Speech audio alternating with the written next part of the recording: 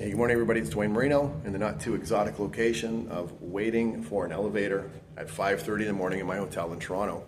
Just finished up a couple of weeks of training, probably several hundred salespeople, managers, service advisors, F&I people, and it was great. And this was my life. This was my life right here for 25 years. If you could believe this, I was averaging 200 speaking days a year between regional workshops and dealerships, stuff at my office, on the road all the time. Imagine the amount of flights, the car time, airplanes, trains, automobiles, you name it. And then, that machine that I built up that I probably could never have gotten off of and wouldn't wanted to, the germ, right? It hit in 2020. You've all heard me talk about this enough. And my life paused. Everything stopped for a couple of years, really 2 years. And in the revamp of that, and trying to figure out what to do with my life, my business stopped. My old business model stopped. My marriage stopped. A lot of my family couldn't understand it. Most people couldn't relate. They were busier than ever during those times. I could have gone back into retail. I didn't want to. And so what did I do? I had to really sit and contemplate as the world turned me upside down. What if I turned my life upside down with intention?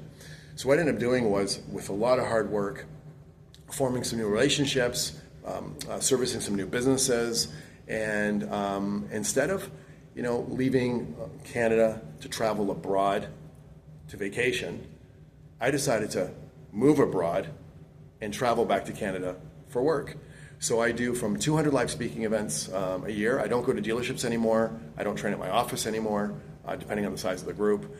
I have them come to me in Toronto, and only twice a year, typically scheduled in July and February, which is fantastic.